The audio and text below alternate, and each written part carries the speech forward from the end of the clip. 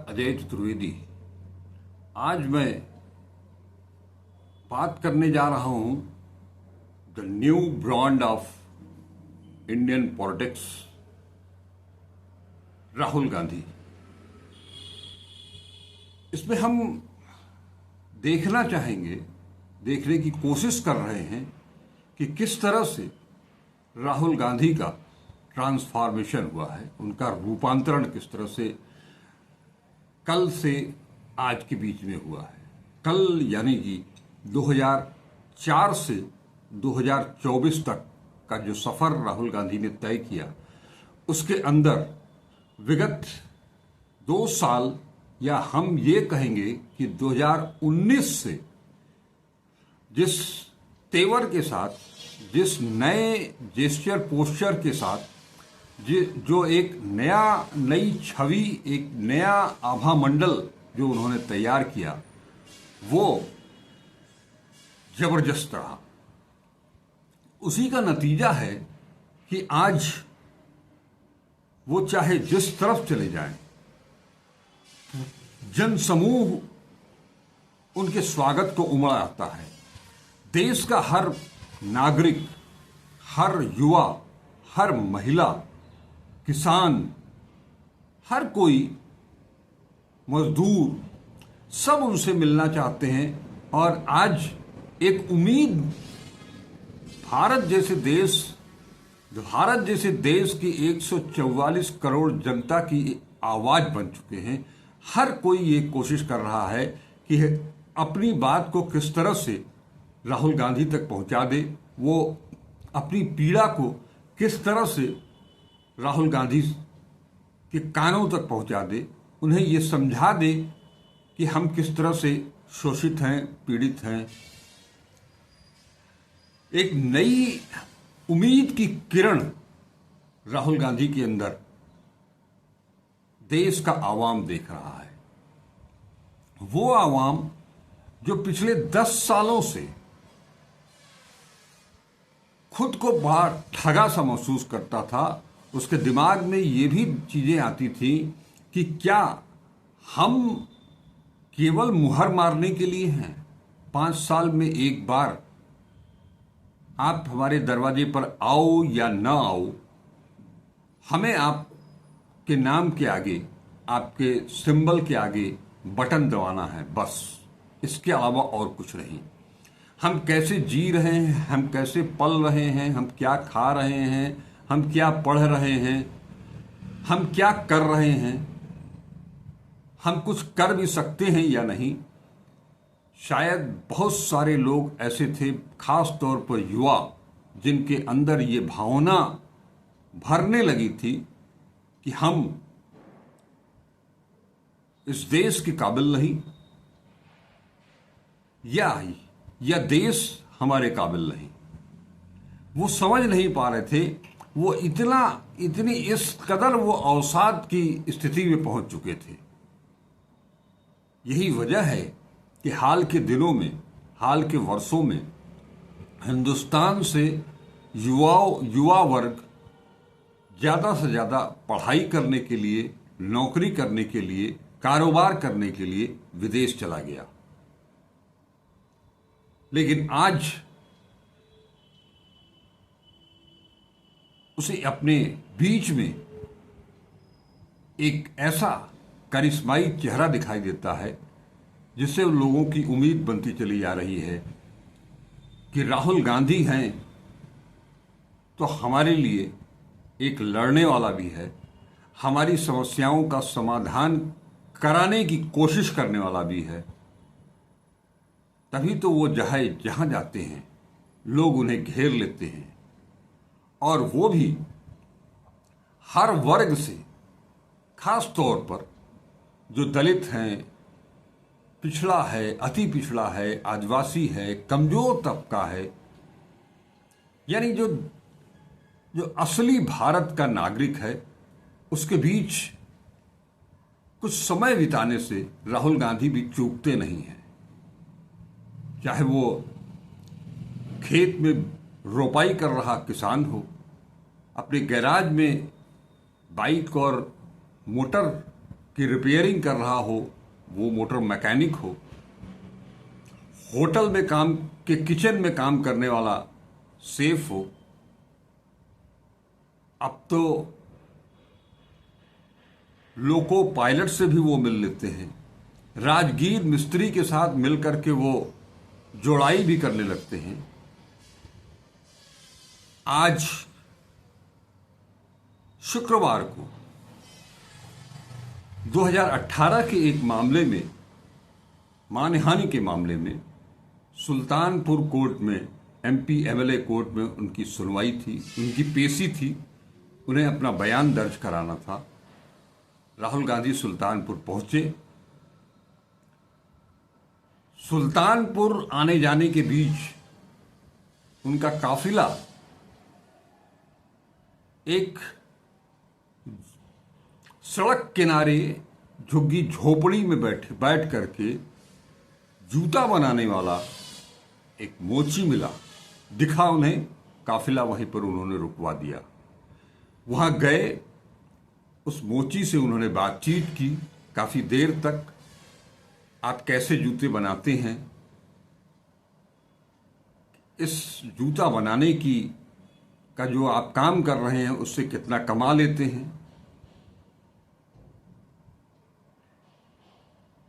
माने आप कल्पना नहीं कर सकते हैं कि ऐसे इस श्रेणी के लोगों के पास जब राहुल गांधी पहुंचते हैं तो उनके जिससे वो मिलने जाते हैं उसके अंदर भी एक नई ऊर्जा का सूत्रपात होता है, एक नई ऊर्जा निकलती है। और वो अगर अधेड़ उम्र का है, बुजुर्ग है, तो उसकी बाँछें खुलाती हैं। वो हमेशा ताजिंदगी इस बात को याद रखना चाहता है, अपने दिल में सजो करके रखना चाहता है। ये मीठी यादें हैं। ये मीठी यादें आपको इस भारतीय लोकतंत्र में, या कहें कि किसी भी लोकतांत्रिक देश में, इस तरह की बातें तभी होती हैं जब आपका नेता आपके बीच का जैसा प्रतीत होने लगता है।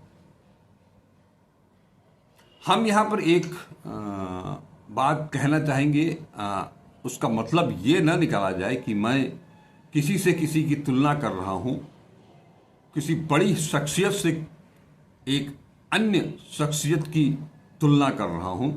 लेकिन आज अगर दुनिया भर में महात्मा गांधी इतने पूजित हैं, इतने प्यार से, इतने सम्मान से लोग उन्हें स्मरण करते हैं, उनका नाम लेते हैं, तो उसके पीछे एक बड़ा कारण ये भी है कि गांधी ने कभी अपने आप को, अपनी प्रोफाइल को बहुत बड़ा नहीं किया। वो जरूरत के मुताबिक अपने आप को ढालते रहे, उस वातावरण में ढालते रहे। अगर उन्हें बैरिस्ट्री करनी है तो वो उस ढंग के वेशभूषा में आते थे। लेकिन जब वो अपने देश आते हैं और यहां वो पूरे देश का भ्रमण करते हैं, रेलगाड़ी से, छुक गाड़ी से, कोयला इंजन वाली गाड़ी से, छुक गाड़ी से वो जब वो पूरे देश का भ्रमण करते हैं, पदयात्रा करते हैं, तब उनके वो समझ में आता है कि यहाँ एक बहुत बड़ी आबादी है जिसके पास तन ढकने के लिए वस्त्र तक नहीं है, एक टुकड़ा तक नहीं है। उसी वक्त गांधी ने ये सोचा, अपने मन में ठान लिया कि वो भी उतना ही वस्त्र धारण करेंगे जिससे वो समाज की मर्यादा को कायम रख सके। लिहाजा उन्होंने एक घुटने तक की धोती और एक दुपट्टा उसी कपड़े का, कोई फैंसी नहीं, और जहां कहीं भी पीड़ा है, दर्द है, वहां गांधी जरूर पहुंचते थे और उसे दूर करने की कोशिश करते थे। अगर हम आज की तारीख में ये कहें कि भारत जोड़ो यात्रा 4000 किलोमीटर की कन्याकुमारी से कश्मीर तक की हुई यात्रा थी, उस यात्रा ने सच माने में राहुल गांधी का रूपांतरण किया। पहली बार राहुल गांधी सड़कों पर चले। उन्होंने कई बार खुद भी कहा है कि उन्हें भी पूरा विश्वास नहीं था, भरोसा नहीं था कि वो इतनी लंबी यात्रा पूरी कर लेंगे। लेकिन जैसे जैसे काफिला आगे बढ़ता गया, वो एक ब्रांड लीडर बनते चले गए और इस दौरान उन्होंने बहुत कुछ सीखा आम जनता से। वहीं से उनकी वो एक टी शर्ट भी सामने आई। भयंकर सर्दी में भी वो एक टी शर्ट में ही नजर आए। उन्होंने पूरी यात्रा एक टी शर्ट में पूरी की। हर दिन, हर पल, हर कुछ क्षण के बाद उन्होंने अपनी पोशाक नहीं बदली, बल्कि अपनी पहचान एक टी शर्ट के माध्यम से बना ली। बड़ी टीका टिप्पणी हुई उस टी शर्ट को लेकर के। सत्ता पक्ष के लोग ये भी जानने की कोशिश कर रहे थे कि उस टी शर्ट में आखिर है क्या। उस टी शर्ट में और कुछ नहीं था। उस टी शर्ट में एक आम आदमी का चेहरा था। एक वो आम आदमी जिसकी इतनी हैसियत नहीं कि वो पल पल बदलते हुए पोशाकों के बीच, कीमती पोशाकों के बीच आपके सामने आता है, ऐसा नहीं था। एक ये नया ट्रांसफॉर्मेशन था। वो व्यक्ति जो न्याय के लिए लड़ता दिखाई दिया, आम आदमी के लिए लड़ता हुआ दिखाई दिया, गरीबों के लिए लड़ता हुआ दिखाई दिया, अपना भविष्य तलाश रहे युवाओं के बीच उनकी समस्याओं को लेकर के उसके लिए लड़ता हुआ दिखाई दिया। वो किसान और वो जवान, वो नौजवान जवान 20 साल, 22 साल, 25 साल, 18 साल, इन युवाओं के मन में भी एक आस जगी कि आज हमारे बीच में हमारी भी बात करने वाला कोई व्यक्ति पहुंच गया है। हालांकि एक चीज आपको और बता दें कि राहुल गांधी का आक्रामक तेवर आज जो दिखाई दे रहा है, ऐसा नहीं है कि वो आज कोई नया है रूप उन्होंने धारण किया है। ये आक्रामक तेवर उस वक्त भी था जब उन्होंने राजनीति में कदम रखा था। आप सबको भट्टा पारसोल अच्छी तरह से याद होगा। आप सबको यूपीए सरकार का वो मसौदा, भूमि अधिग्रहण कानून, वो भी याद होगा, जिसे चिंदी चिंदी कर दिया था राहुल गांधी ने। और ये सब किस लिए किया था? भले ही उस समय राहुल गांधी की उस विचारधारा को, राहुल गांधी के उस कृत्य की बहुत आलोचना हुई, लेकिन तब भी वो आम आदमी के ही नायक रहे। उन्हीं के ये गैर कांग्रेसी दलों की, खास तौर पर हम आरएसएस और भारतीय जनता पार्टी की बात करेंगे, कि उन लोगों ने एक बात बड़ी बारीकी से समझ ली कि अगर इस व्यक्ति को मौका मिला, एक बार भी मौका मिला, तो वो फिर पीछे मुड़ करके नहीं देखेगा और न ही किसी और को कोई मौका मिलेगा।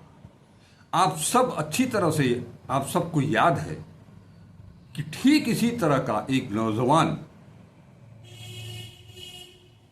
इंदिरा गांधी की हत्या के बाद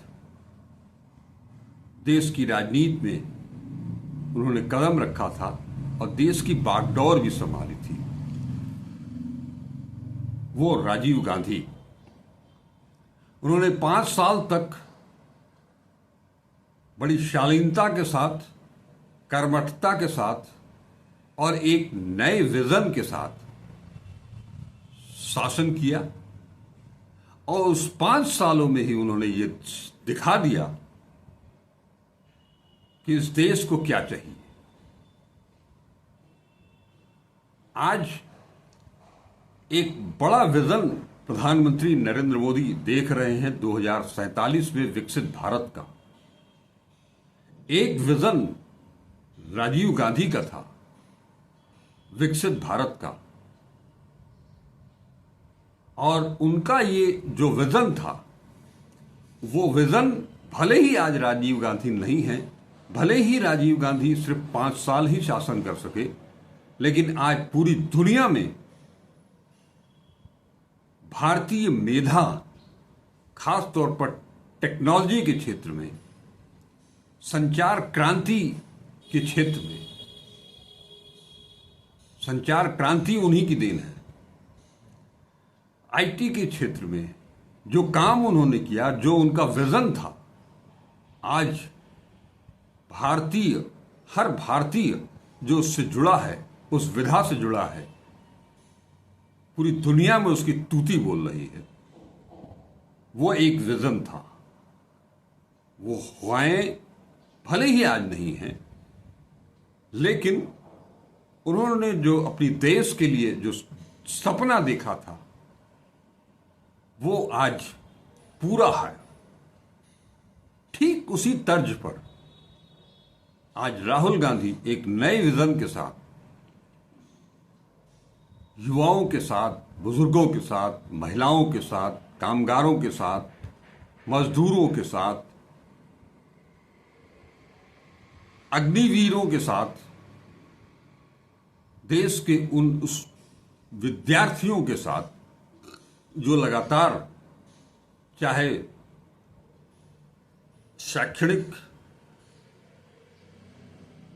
प्रतियोगिता हो, परीक्षा हो, या नौकरी के लिए परीक्षा हो, उसमें होने वाली धांधलियों से बेचैन, परेशान, बदहाल, पेपर लीक से परेशान, बेहाल, सारी उम्मीद छोड़ चुके उन युवाओं के बीच जाकर के जब उनका मसला सड़क से संसद तक उठाने लगते हैं राहुल गांधी, तो युवा को लगता है कि बस ऐसे ही व्यक्ति, ऐसे ही नेतृत्व की तो हमको जरूरत थी। वो राहुल गांधी, और उन्होंने मैं ये कहूंगा कि ये आपको बताया कि 2004 से लेकर के लगातार वो इस तरह का काम करते रहे।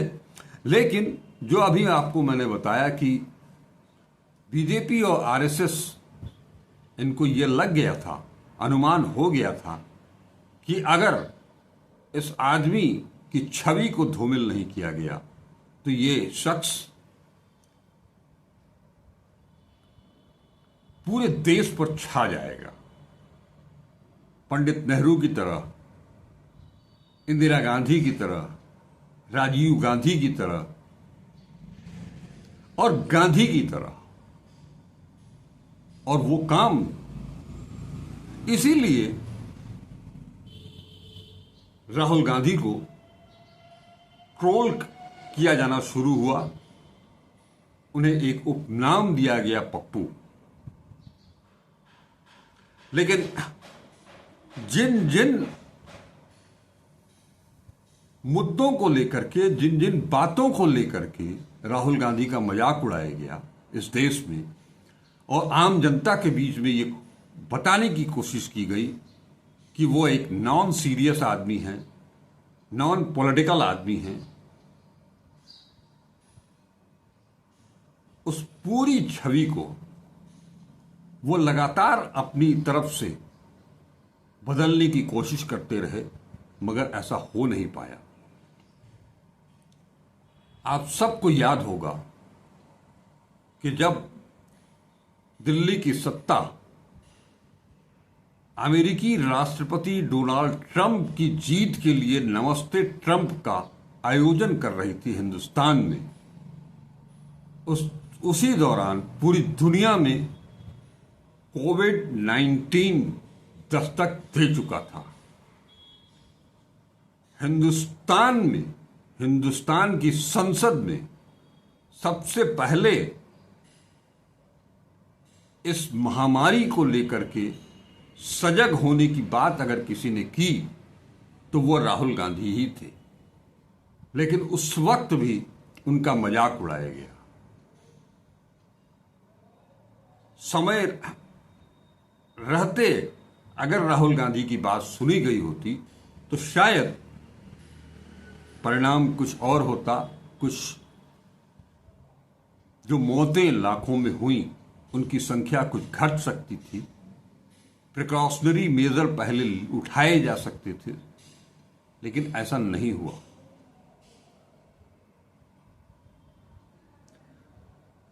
कोरोना काल शुरू होने के बाद एक एक विषय पर कोरोना काल शुरू होने के बाद जब भारत सरकार को भी लगा कि ये बहुत बड़ी महामारी हमारे सामने आई है और जिस ढंग से लॉकडाउन हुआ पलक झपकते पूरे देश भर में, उसके बाद की जो स्थिति बनी, लंबी लंबी दूरी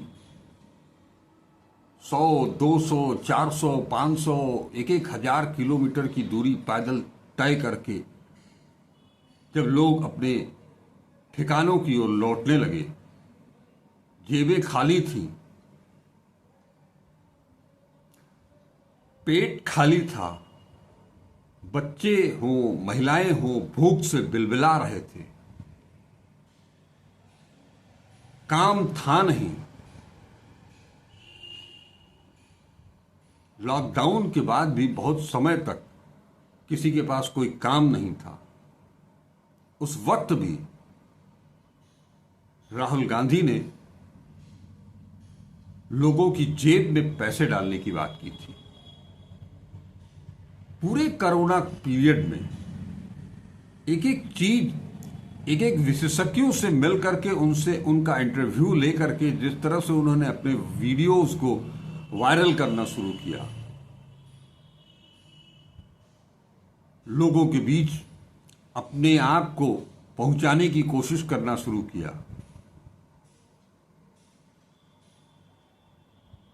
इकोनॉमी को लेकर के जब वो विशेषज्ञों से उनकी राय जानने लगे,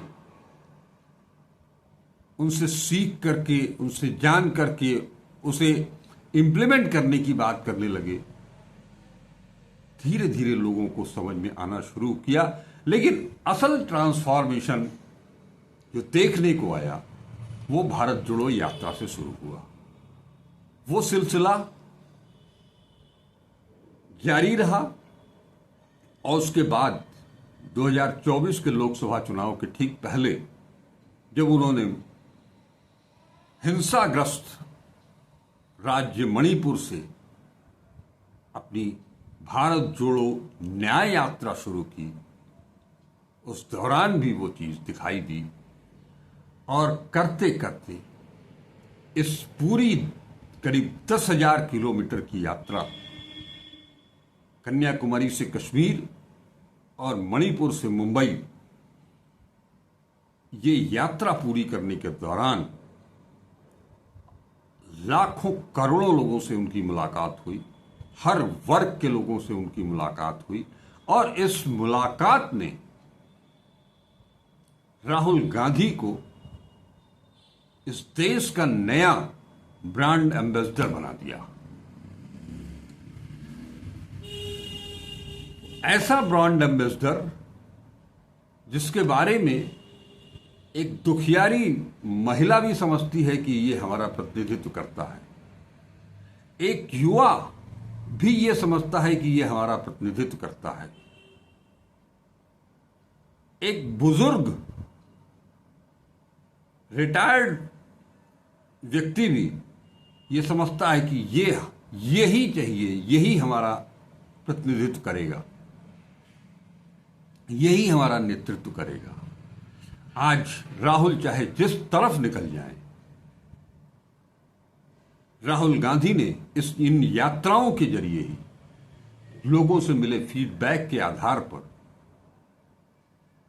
जब जाति जनगणना का मामला उठाया, पेपर लीक का मामला उठाया, बेरोजगारी का मामला उठाया, महंगाई का मामला उठाया, किसानों को सहूलतें देने और खास तौर पर एमएसपी की लीगल गारंटी देने का मसला उठाया, आदिवासियों का मसला उठाया, और चुनाव, इस पूरी न्याय यात्रा और उसके बाद पूरे इलेक्शन, जो कि 2-3 महीने का समय लगा, उस दौरान जिस अंदाज में उन्होंने बेबाकी के साथ उस फीडबैक के आधार पर न्याय पत्र वो बाजार में लेकर के आए, लोगों के बीच पहुंचे, और ये न्याय पत्र हाल के वर्षों में भारतवर्ष की राजनीति में एक ऐसा मसौदा बन गया जो लोगों के दिल और दिमाग पर छा गया। वो आबादी, दलितों की, पिछड़ों की, अति पिछड़ों की, आदिवासियों की, अल्पसंख्यकों की, मुस्लिम्स की, सवर्ण हिंदुओं की, क्योंकि गरीबी, महंगाई, मुफलिसी, बेरोजगारी से हर व्यक्ति त्रस्त था। अगर कोई त्रस्त नहीं था तो वो केवल पूंजीपति थे। एक मौका ये भी आया अभी हाल ही में, जब देश के नंबर 1-2 पूंजीपति के बेटे की शादी तय हुई और वो मुंबई से दिल्ली पहुंचे चार्टर्ड प्लेन से, सिर्फ उनको न्योता देने के लिए। राहुल गांधी उनसे मिले भी नहीं, और उस शादी समारोह में उन्होंने जाना भी मुनासिब नहीं समझा। उस परिवार से कोई नहीं गया। ये एक बड़ी लकीर थी। देश की सियासत की दिशा बदलने वाला ये कदम था।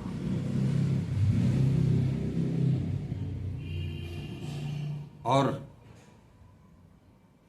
जब राहुल गांधी को नेता प्रतिपक्ष चुना गया, ये राहुल गांधी के लिए बहुत बड़ा दिन था। आप सभी को याद होगा कि 1991 मई 1991 में राजीव गांधी की हत्या हुई, और उसके बाद से लेकर के अब तक गांधी परिवार का नाम जरूर लिया जाता था, गांधी परिवार को बदनाम जरूर किया जाता था, लेकिन गांधी परिवार के किसी सदस्य को कोई संवैधानिक पद हासिल नहीं हुआ था। ये पद राहुल गांधी को मिला, और ये पद सिर्फ इसलिए नहीं मिला कि वो गांधी परिवार के सदस्य हैं। ये पद उन्होंने अपनी योग्यता से, अपनी क्षमता से हासिल किया है, अर्जित किया है। ये हेरिडिटरी उनको नहीं मिला है। और इस पद को पाने के बाद जिस अंदाज में उन्होंने अभी तक संसद और संसद के बाहर दोनों तरफ आम जन की लड़ाई लड़ने का काम किया है, आम जन के मुद्दों को जिस तरह से उन्होंने उठाया है, उसने राहुल गांधी का कद और भी ऊंचा कर दिया है। ये राहुल गांधी, आज बहुत सारे लोग ये बात करते हैं कि इतनी बड़ी संख्या में अगर इंडिया गठबंधन को सफलता मिली है तो वो छत्रपों के सहारे मिली है। ठीक बात है, बिना छत्रपों के मैदान में, चुनावी मैदान में लड़ाई इस तरह से नहीं लड़ी जा सकती थी। खास तौर पर तब जब पूरे देश में और खास तौर पर हिंदी पट्टी में कांग्रेस बेहद कमजोर है। कांग्रेस संगठन है कि नहीं है इसका ही पता नहीं चलता है। ऐसे में अगर इन छत्रपों को साथ में जोड़ते हुए उनके संगठन, उनका कार्यकर्ताओं का बल हासिल करते हुए और अपने कार्यकर्ताओं को बब्बर शेर कहते हुए इन दोनों के बीच में जो सामंजस्य पैदा करके एक नैरेटिव जो पैदा किया, जो एक माहौल बनाया, वो माहौल ही था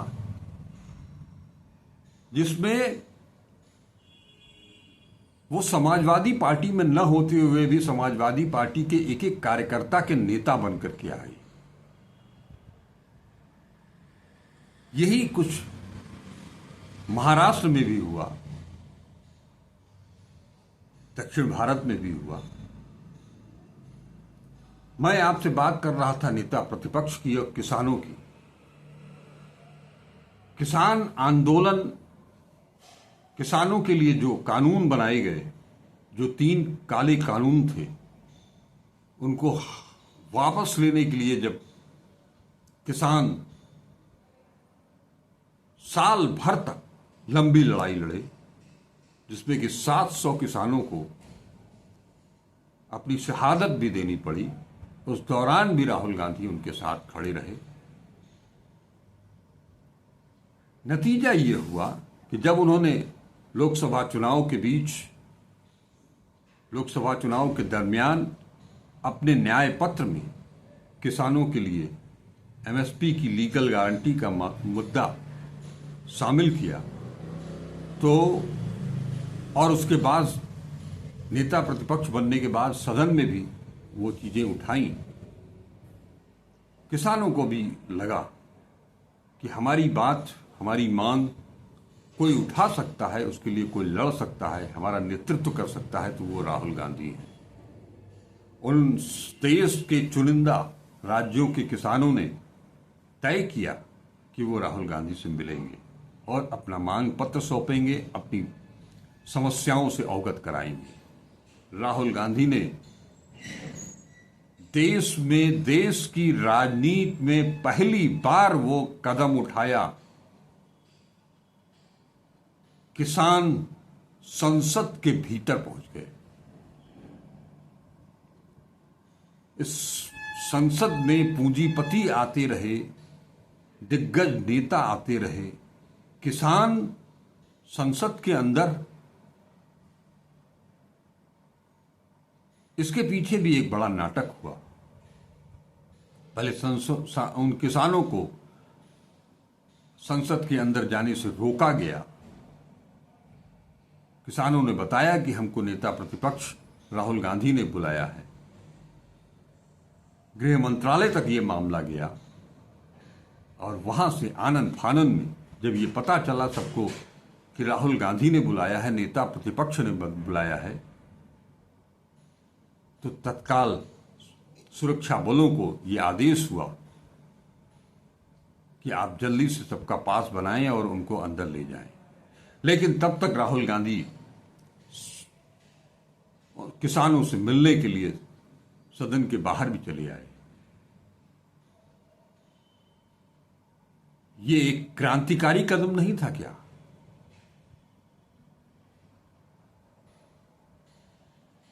तो वो एक चीज गांधी परिवार से होते हुए भी, नेहरू गांधी परिवार से होते हुए भी राहुल गांधी ने अपने आप को इस तरह से रूपांतरित किया है कि नेहरू गांधी की लेगेसी को आगे बढ़ाते हुए उन्होंने खुद राहुल गांधी की एक लेगेसी तैयार करने की कोशिश भी की है। ये साफ तौर पर दिखाई देने लगा है। और आज इसकी शुरुआत तब हुई, हालांकि इसके लिए भी कुछ थोड़ा सा विपक्ष को, माने गैर कांग्रेसी दलों को इसका श्रेय देना चाहिए।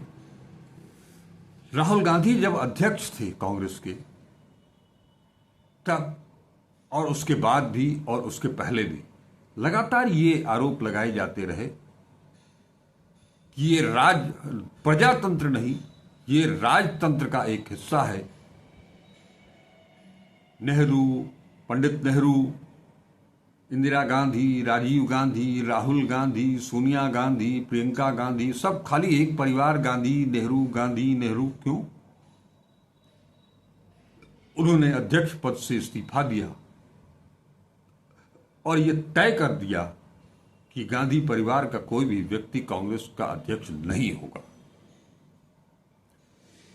तब उन्होंने शायद यही सोचा होगा कि उनके ऊपर जो गांधी परिवार का ठप्पा लगा है, ठीक है, कोई किसी की वल्दियत नहीं बदल सकता है, लेकिन राहुल गांधी ने यह तय किया था कि वो इस देश के सामने ये साबित करके रहेंगे कि व्यक्तिगत तौर पर राहुल गांधी का भी अपना एक व्यक्तित्व है, परिवार से अलग। वो देश के लिए हैं, देश की खातिर हैं। वो सचमुच एक हिंदुस्तानी हैं, एक भारतीय हैं, जो भारत की हर समस्या को समझता है, भारत की हर पीड़ा को समझता है और सबसे ऊपर भारत माता के दर्द को भी समझता है। लिहाजा आज जो कुछ भी राहुल गांधी के अंदर दिखाई दे रहा है, लोगों में उनके प्रति जो विश्वास, जो प्रेम, जो परस्पर बढ़ा है, उसके पीछे सिर्फ एक वजह है कि राहुल गांधी, लोगों को यह लगने लगा है कि राहुल गांधी की कथनी और करनी में कोई अंतर नहीं है। और जब ये होता है, ये जब पब्लिक के मन में ये बैठने लगता है कि कोई नेता ऐसा है जिसकी कथनी और करनी में कोई अंतर नहीं है, वहीं से उसका विराट चेहरा सामने आता है और वो जननायक बन जाता है। तो ये जननायक की जो पदवी हाल फिलहाल राहुल गांधी को मिली है, इसके लिए 20 साल का लंबा सफर उनको तय करना पड़ा है। तब जाकर के ये स्थिति आई है, तब जाकर के वो राहुल गांधी आज दिल्ली की सत्ता को चुनौती देते हुए नजर आ रहे हैं, कदम कदम पर। प्रधानमंत्री, कल तक जो लोग कहा करते थे कि नरेंद्र मोदी के बराबर कोई खड़ा होने वाला इस देश में है नहीं, बात जब भी होती थी आम जनमानस के दिमाग में यही था कि पीड़ा तो है, इस सरकार हमारे लिए कुछ कर तो नहीं रही है, लेकिन विकल्प क्या है। आज की तारीख में राहुल गांधी ने उनको विकल्प दे दिया है। तभी आज राहुल गांधी की फॉलोइंग नरेंद्र मोदी की तुलना में बहुत ऊपर पहुंच गई है। वो जनता का आदमी हो गया है। सालों से शायद इस देश को ऐसे ही एक नायक की जरूरत थी। हालांकि अभी भी बहुत सारे प्रश्न चिन्ह उनके ऊपर लगे हुए हैं। इसमें एक सबसे बड़ा सवाल या निशान उनकी आक्रामकता को लेकर के है। लोग चर्चा करने लगते हैं कि इतने एग्रेसिव होते हुए विपक्ष में बैठ करके काम तो चल सकता है, लेकिन जब आपको गद्दी संभालनी होगी, जब आप सरकार में होंगे, तो ऐसी आक्रामकता कभी कभी घातक साबित होती है। वहीं कुछ विश्लेषकों का यह भी कहना है कि आज की तारीख में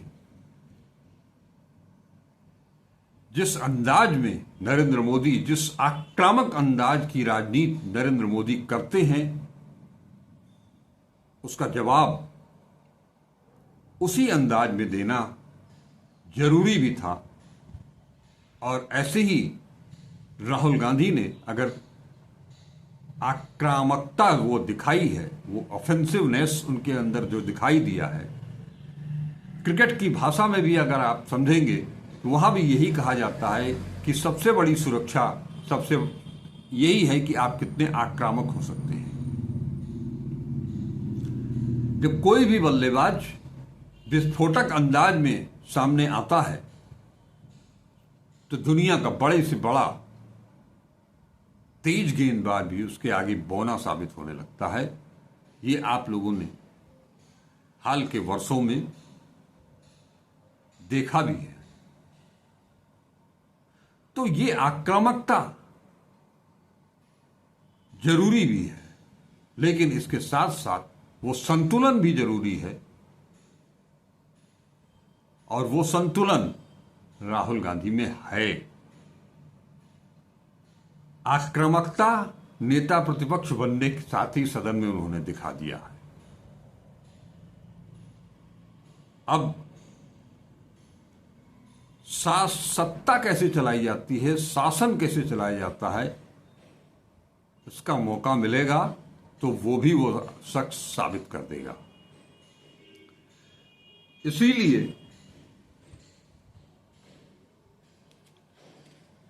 जब लोगों को ये लगने लगता है कि ये शख्स हमारे बीच का है, हमारा अपना है, गांधी परिवार, नेहरू परिवार, गांधी और नेहरू परिवार की लेगेसी से अलग एक भारतीय हमारे बीच का राहुल है, तो लोगों का भरोसा और बढ़ता है और ये आगे और बढ़ता जाएगा। लेकिन अब ये वक्त भी आ गया है कि राहुल गांधी को इंडिया गठबंधन के साथ साथ कांग्रेस को मजबूत करना होगा, कांग्रेस को रिवाइव करना होगा हर राज्य में, हर जिले में, हर शहर में। तभी वो उस परिणति को हासिल कर पाएंगे जिसका इंतजार कांग्रेस और कांग्रेसियों को लंबे अरसे से है, दशकों से है। तभी तो बहुत सारे विश्लेषक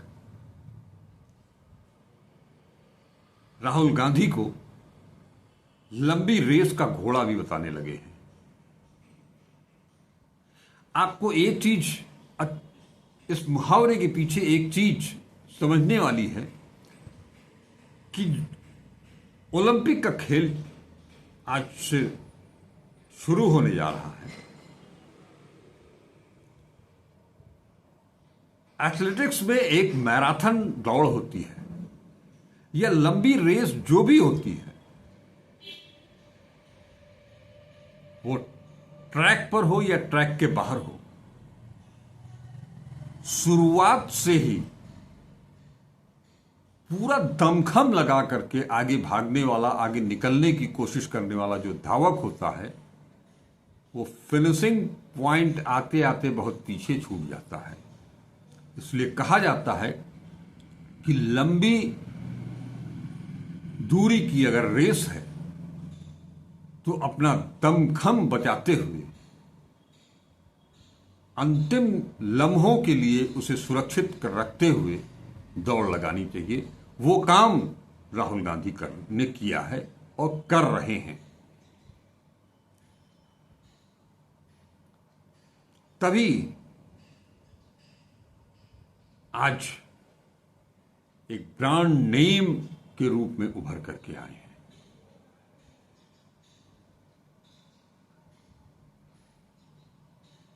ये राहुल गांधी हैं। आप वास्तव में हम भी जानना चाहेंगे आप सबसे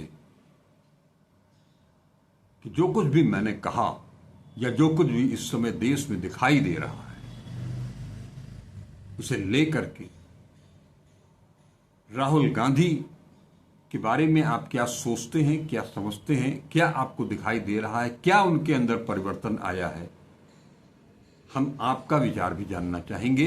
इसके लिए आपको कमेंट बॉक्स में आकर के अपने विचार रखने होंगे। इस वीडियो को लाइक करें, ज़्यादा से ज़्यादा शेयर करें और हमारी मदद के लिए, ताकि मैं आप तक देश की, प्रदेश की, अपने जिले की, अपने शहर की महत्वपूर्ण सूचनाओं के साथ, खबरों के साथ, एनालिसिस के साथ पहुंचता रहूं। इसके लिए आप सबको हमारी मदद करनी होगी, हमारा साथ देना होगा, हमारे साथ बने रहना होगा। ये तभी होगा जब आप वीडियो को पूरा देखेंगे, पूरा समय देंगे